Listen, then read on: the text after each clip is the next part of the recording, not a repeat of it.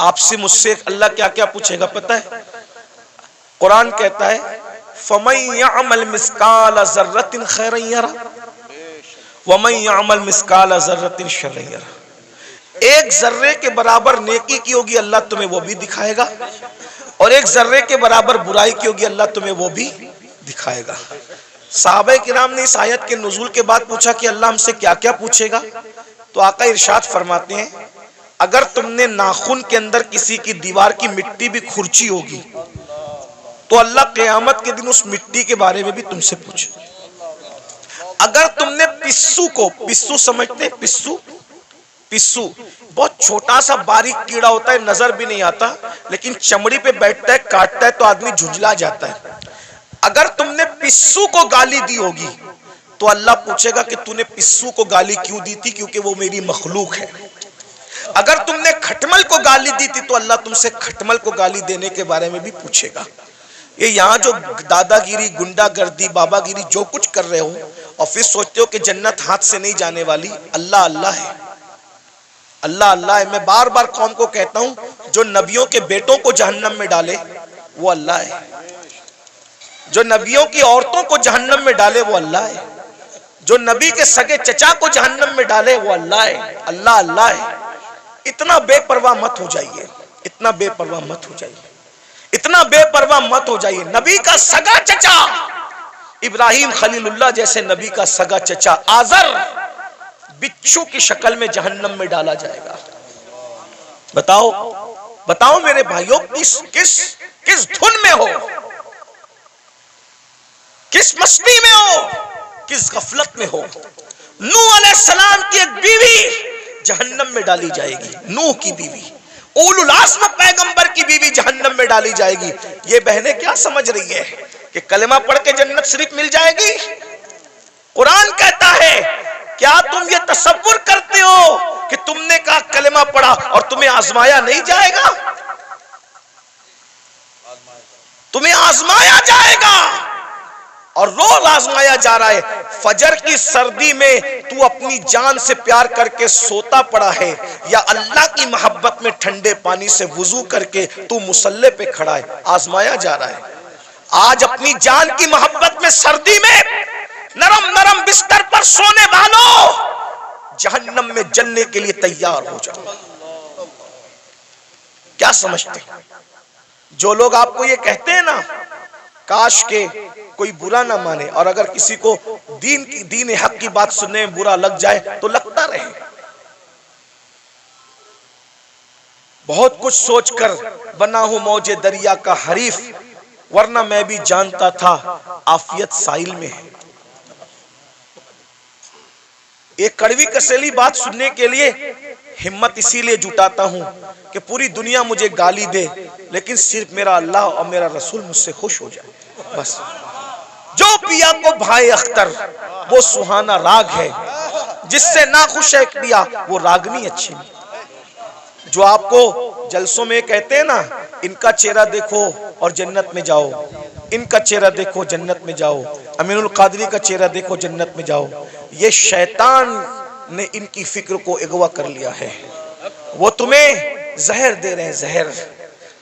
Corona का virus इतना खतरनाक नहीं है, बदअमली और बदअकीदगी के बाद भी जन्नत का टिकट बांटने का वायरस इतना खतरनाक है। कोरोना किसी को होगा तो वो अकेला मरेगा।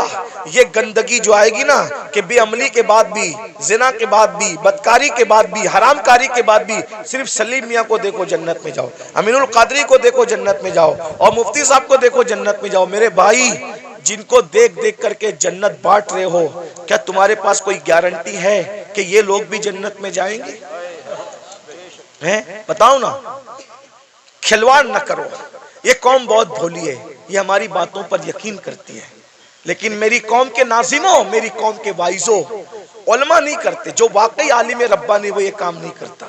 उसको पड़ी नहीं है प्रोग्राम की, कोई बुलाए तो बुलाए, कोई नहीं बुलाए तो बुलाए। जिन्होंने धंधे पानी शुरू कर रखे वो तुम्हारी चापलूसियां करते हैं और तुम भी नारे लगाते हो, इनको देखो जन्नत में जाओ, और फिर उसके बाद आप सिर्फ जब देख करके जन्नत मिलेगी, कोई बेवकूफ है फजर पढ़ने के लिए उठेगा? कोई बेवकूफ है जो चेहरे पे दाढ़ी रखेगा? कोई बेवकूफ है जो मुसल्ले पे रोएगा? अरे तुमने किसको देखा सलीम मियाँ का नाम इसलिए ले रहा हूँ कि ये मेरा भाई है, बुरा नहीं मानेगा मेरा भाई, मैं जानता हूँ, अब मेरा हक है। आपने सलीम मियाँ को देखा ना, आपने अमीनुल कादरी को देखा, आपने मुफ्ती साहब को देखा ना, आओ मैं उसकी बात करूं जिसने सलीम मियाँ को नहीं, सलीम मियाँ के जद्दे करीम को देखा। किसको? किसको? खुदा को देखने वाली जो आंखें हैं वो मुस्तफा जाने रहमत की आंखें हैं। सैयदना फारूक आजम ने रसूलुल्लाह को देखा, बार बार देखा, हर बार देखा, जंग में देखा, अम्न में देखा। अरे उमर तो ऐसे नमाजी थे कि पहले सब में नमाज पढ़ते थे, फिर भी हालत नमाज में कंकियों से नबी का चेहरा देखते थे। ऐसा नबी को देखने वाला, ऐसा नबी को देखने वाला। लेकिन जब उसी उमर इब्ने खत्ताब का आखिरी वक्त आया, उसी उमर इब्ने खत्ताब का, कौन उमर जिसका जिक्र तौरात में है, जिसका जिक्र इंजील में है, जिसका जिक्र कुरान में है, जिसके मशवरे की ताईद में कुरान की 22 आयतें नाजिल हुई है मेरे भाइयों, 22 आयतें। ये जो वत्तखिज़ु मिन मकाम इब्राहीम मुसल्ला किसकी आयत, किसकी ताईद में आई? फारूक आजम की ताईद। जब रसूलुल्लाह ने काबे का तवाफ किया, काबे का तवाफ किया, सुन लो उमर कौन है, हमसे सुनो सैयदों से उमर कौन है, फारूक आजम कौन है? अल्लाह अकबर। फारूक आजम कौन? जब रसूलुल्लाह ने काबे का तवाफ किया तो सहाबा से मशवरा किया कि वाजिबुत तवाफ जो नफिल नमाज है कहां पढ़ी जाए। सहाबा का दिल खुश करने के लिए किसी ने कहा काबे के अंदर पढ़िए, किसी ने कहा हतीम में पढ़िए, किसी ने कहा यहां पढ़िए, किसी ने कहा वहां पढ़िए। फारूक आजम ने कहा या रसूल अल्लाह, जहां आपके दादा इब्राहिम अलैहिस्सलाम के कदम का निशान है वहां पर आप नमाज अदा कीजिए। अभी उमर ये कह ही रहे थे कि जिब्रील आ गए, कहने लगे वत्तखिज़ु मिन मकाम इब्राहीम मुसल्ला, जहां आपके दादा इब्राहिम के कदमों का निशान है उसको अपना मुसल्ला बना लीजिए। शराब की हुर्मत की बात फारूक आजम के मशवरे की ताईद में, पर्दे की बात फारूक आजम के मशवरे की। और कौन फारूक आजम जिसके बारे में कहा मेरे बाद अगर कोई नबी होता उमर इब्ने खत्ताब होता। कौन फारूक आजम? जब फारूक आजम आ रहे हैं, जिब्रील अलैहिस्सलाम रसूलुल्लाह की बारगाह में मौजूद हैं, तो जिब्रील ने फारूक आजम को देख के मुस्कुराया। मेरे सरकार ने कहा क्यों मुस्कुरा रहे हो जिब्रील? हुजूर आपका यार उमर आ रहा है।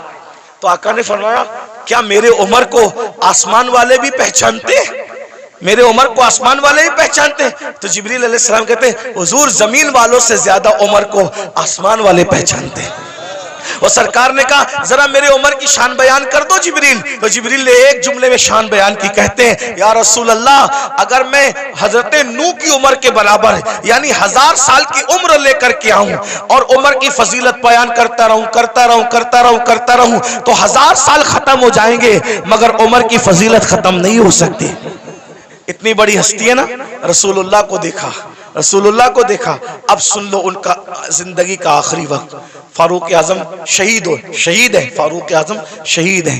अल्लाह अकबर। और किस हालत में शहीद है? हालत नमाज में। आखिरी वक्त आ गया, चारपाई पर फारूक आजम लेटे, पूरा जिस्म खून से लहू लहान है। फारूक आजम लहू लहान है पूरा जिस्म। फारूक आजम अपने बेटों से कहते हैं मेरे बेटों, मेरे बच्चों, तुमने मेरी फर्मा बरदारी की, मैंने जो कहा तुमने मेरी बात मानी, अल्लाह ने मुझे फर्मा बरदार औलाद अता की, आज मेरी फर्मा बरदारी करोगे आखिरी वक्त में? लोगों बच्चों ने कहा जी हुजूर जरूर करेंगे। फरमाया एक काम करो, मुझे चारपाई से उठा के जमीन पे डाल दो। देखो ये फारूक आजम के आखिरी लम्हात है, ये उनकी आजिज़ी है, ये उनकी इनकिसारी है, ये उनका इखलास है। जन्नत का कहाँ ख्वाब देख रहे हो भाइयों? ना वुजू आता है ना गुस्ल आता है। 2 रकअत नमाज जुमा पढ़कर ऐसे भागते हो जैसे स्कूल की छुट्टी होने पे स्कूल के बच्चे भागते हैं। भाइयों जरा सोचो ना, जरा गौर करो ना, जरा गौर तो कीजिए, अपने आप पे रहम कर लीजिए। हम में से कोई अल्लाह के अजाब को बर्दाश्त करने की ताकत नहीं रखता, हम में से कोई जहन्नम का सामना करने की ताकत नहीं रखता। मत अब धोखा दीजिए अपने आप को, मत फरेब कीजिए अपने आप से, अपनी आखिरत को तबाह मत कीजिए। वो मुसलमान बनिए जैसे हुजूर मुसलमान बनाने आए थे। सैयदना फारूक आजम फरमाते हैं मुझे चारपाई से उठाकर जमीन पे डाल दो। जब जमीन पे डाल दिया गया तो फारूक आजम खाक पर अपने चेहरा रगड़ने लगे और रोकर कहते अल्लाह उमर की बख्शिश कर दे।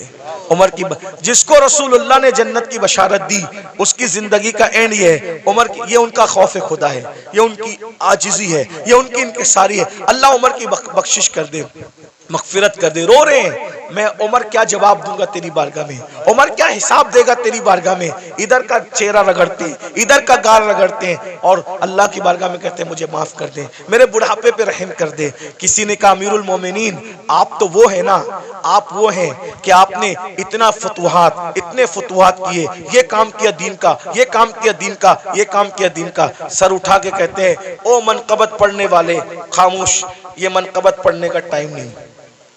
क्या कहा? ये मनकबत पढ़ने का टाइम नहीं है। और हम तो माइक पर अपनी फजीलत सुन के खुश होते हैं, जबकि वो सही भी नहीं होती, झूठ झूठ होती है, झूठ झूठ होती है। अस्तगफिरुल्लाह। बहुत सारे नाजिम लोग 25,000 20,000 सिर्फ झूठ बोलने का लेते हैं।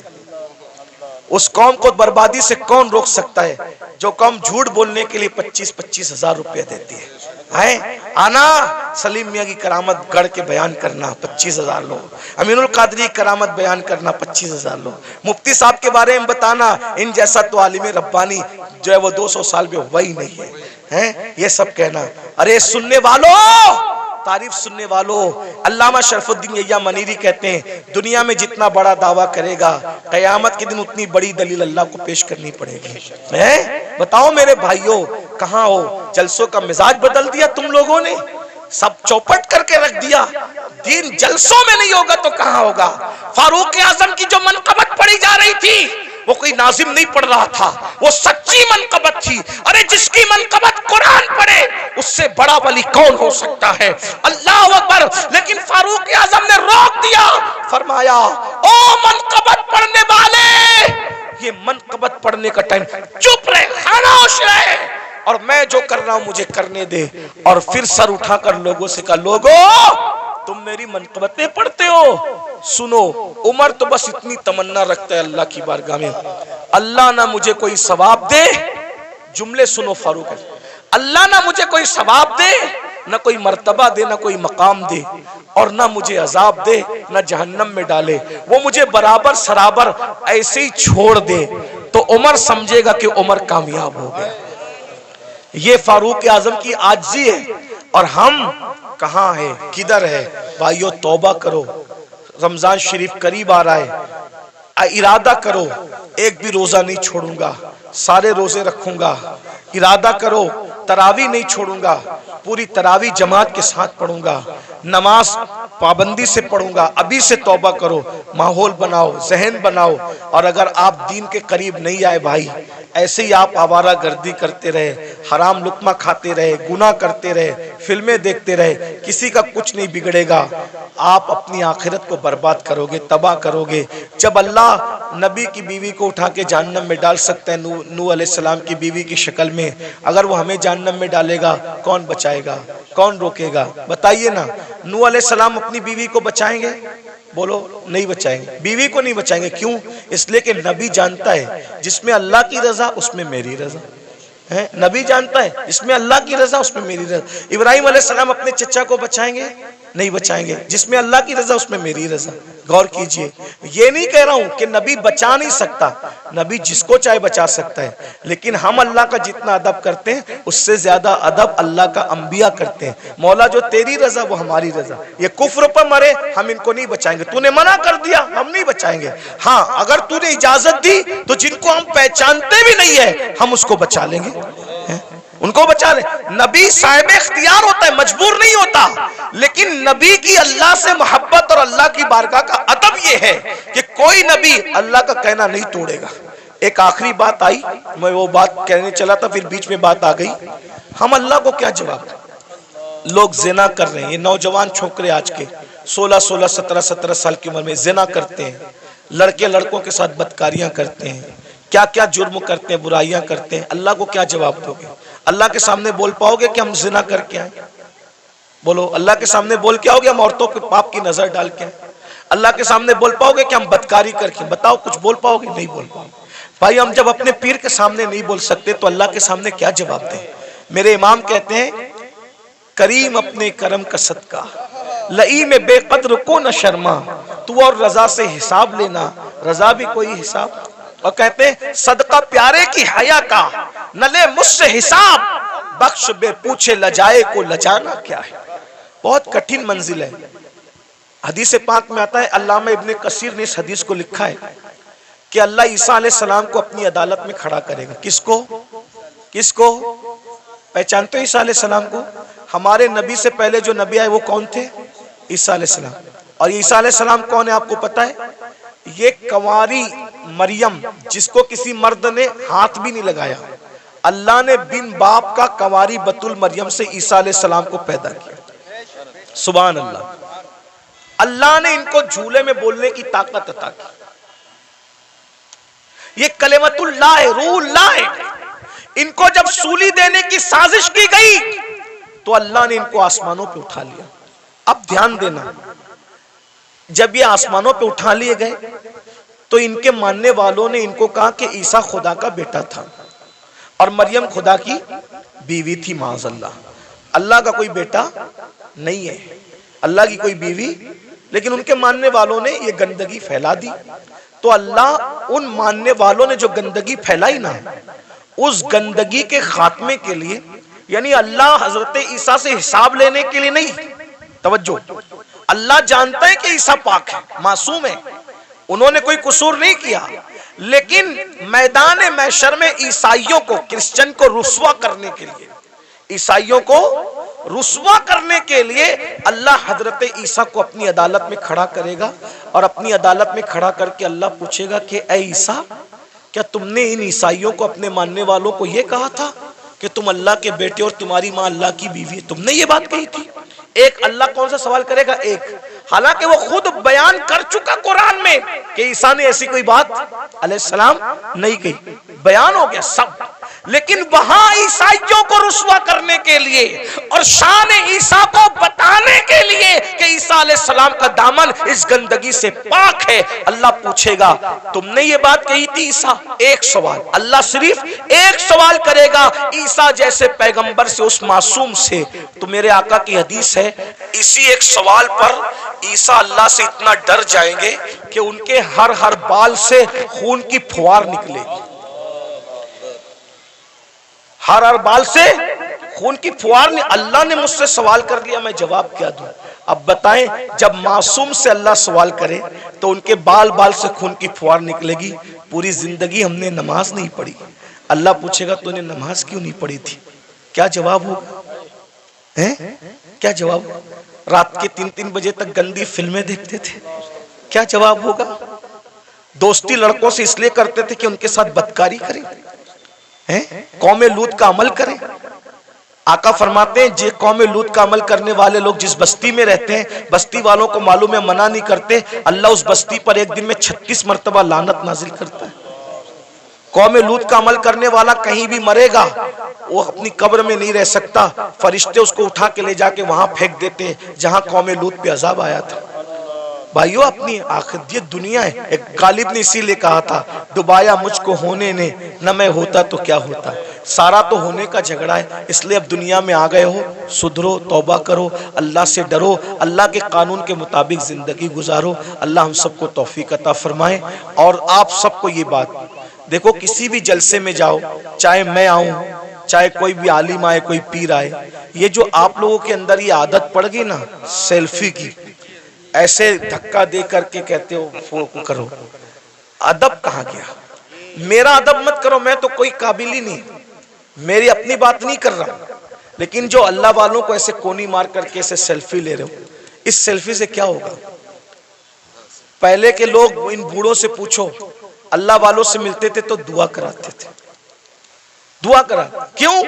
हजारों साल की मेहनत जहां नहीं पहुंचाती, वहां अल्लाह वालों की दुआ पहुंचाती।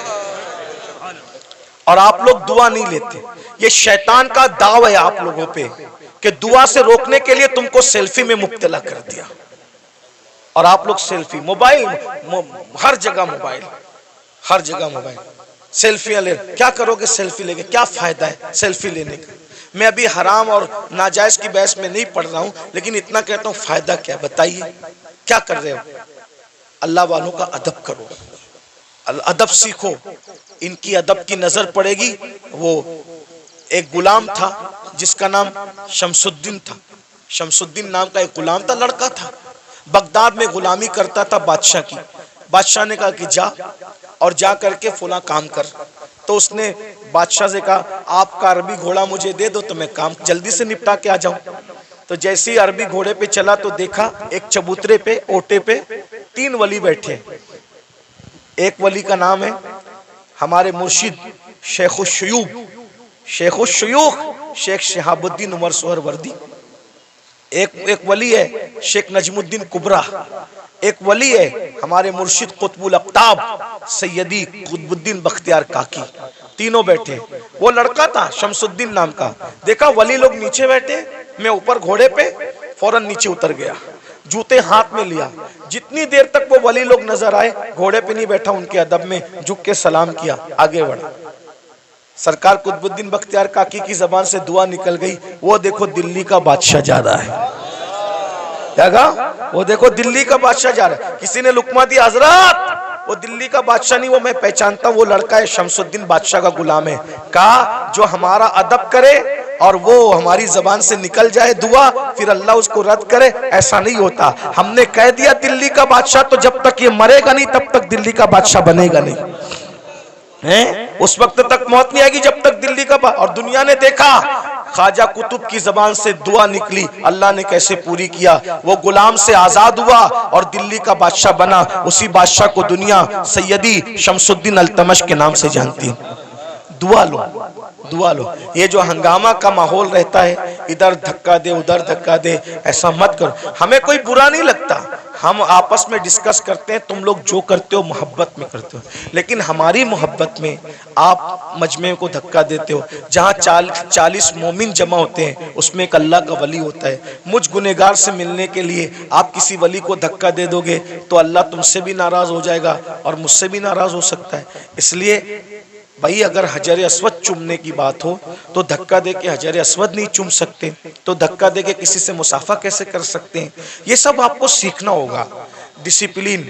कल रात भी ऐसा हुआ और होता ही रहता है। ऐसा लगता है जैसे झगड़ा हो रहा है, ऐसा लगता है जैसे झगड़ा हो रहा है। अब ये क्लिपें चलेगी, आप तो मोहब्बत में मिलने तड़प रहे हो, लेकिन अगर कोई हुकूमत को ये पहुंचा दे कि देखो ये जलसों में ये लोग झगड़ा करते हैं, तो क्या ये क्लिपें आपके जलसों के बंद करने का सबब नहीं बन सकती हैं? बोलेंगे तुम लोग तो झगड़ा, आप झगड़ा नहीं कर रहे हो, लेकिन भाई जो वो मुखालिफिन को तो एक बहाना चाहिए ना कुछ भी काम हुकूमत से करवाने का। तो आप यही महफिल नहीं जिसमें मैं हूं, वही नहीं, कोई महफिल हो, आप डिसिप्लिन का मुजाहरा करें। आपको देखकर ऐसा लगे यार ये लोग इतने डिसिप्लिन वाले हैं, तो इनके आका के जो सहाबा होंगे उनके पास कैसा डिसिप्लिन होगा, वलियों के पास। अभी सैयद सलीम मियां साहब मुझे कह रहे थे नाश्ते पर कि यार दुबई में कैसी महफिल थी, सब सन्नाटे में सुन रहे थे। तो मैंने कहा भाई आपको सीखना होगा। देखो अपने को आज तक जो हुआ मामलात मेंटेन करने होंगे, माहौल बनाना होगा। और मैं आप मुंतजिमिन से कहता हूं स्टेज पे सिर्फ उलमा को बिठाया करो। ये जो स्टेज का मेयार आपने खराब किया है ना मुंतजिमिन ने, फला सेठ भी बैठ रहा है, फला सेठ, सेठ लोगों को कुर्सी दो नीचे, समझे? हर जगह सेठों के बिठाने की नहीं होती। जिसका जो हमारे दादा मुर्शिद हुजूर मुफ्ती आजमीन के दौर में कभी कोई दाढ़ी मुंडा कोई सेठ इस स्टेज पे बैठ नहीं सकता। स्टेज पे सिर्फ उलमा बैठते थे। एक शायर साहब दाढ़ी मुंडे स्टेज पे आ गए, सरकार मुफ्ती आजम ने उनको कहा जब तुम रसूलुल्लाह की शरीयत का एहतराम नहीं कर सकते तो तुम्हें मिंबर रसूल पे बिठाया नहीं जा सकता।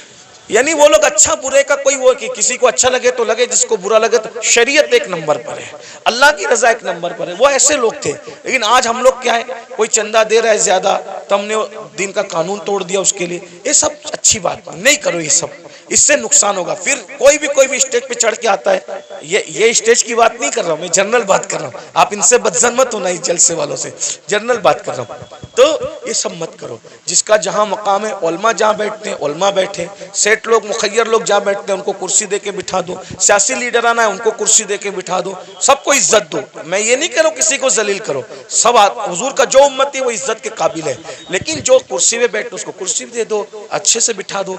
स्टेज पे सिर्फ उलमा रहे, मुतशर्रा रहे। और जो मेरे स्टेज पे बैठे हुए लोग हैं उनसे भी कहता हूँ आप लोग भी फोटो वोटो न खींचिए। देखो हमारे बुजुर्गों ने फरमाया कि अगर आलिम दीन अगर जो है वो सुन्नत तर्क करेगा तो पब्लिक फर्ज पढ़ना छोड़ देगी, समझे। आलिम अगर चलते चलते रास्ते से टोपी उतारेगा तो पब्लिक, हाँ वो नहीं कहना चाहता था, सही कहा जी, सही कहा, यही कहा हुजूर मुफ्ती आजम ने, यही कहा। लेकिन कुछ चीजें माइक पे कहने की नहीं होती। आप अल्लाह आपको जज़ाए खैर दे, मेरा काम आसान कर दिया। यानी तुम टोपी उतार के सर नंगा करोगे, लोग अपना पूरा वजूद बगैर कपड़े का कर लेंगे, इसका ख्याल करें। तो ये मेरे भाई भी कुछ जो नौजवान हमारे जूनियर उलमा है ना, मैं उनसे माफी मांगते हुए कहता हूँ ये लोग भी सेल्फी लेने लगते हैं। आप लोग तो आपको देख के नीचे वाले भी लेंगे, है ना। तो मैं आपको ये नहीं कह रहा हूँ कि मैं कोई फतवा देने आया, कोई साहिब फतवा आदमी नहीं हूँ, लेकिन कम से कम महफिल के तकद्दुस का ख्याल करो। और हम जो करेंगे हमारी कौम भी वो करेगी। अब मैं देखना चाहता हूँ कि आज से इस महफिल में कितना बदलाव आता है। अगर बदलाव आया तो समझ लूंगा कि मुझे दोबारा आना चाहिए इस तरफ, और अगर नहीं बदलाव आया तो समझ लूंगा कि गला सुखा कर कोई फायदा नहीं है ना। तो अभी हमें समझ में आ जाएगा। अब आगे का प्रोग्राम आप सुने, क्या प्रोग्राम है आगे? अच्छा ये सलीम इजाज़त। अस्सलाम वालेकुम वरहमतुल्लाहि वबरकातुहू। अल्लाह तबारक व तआला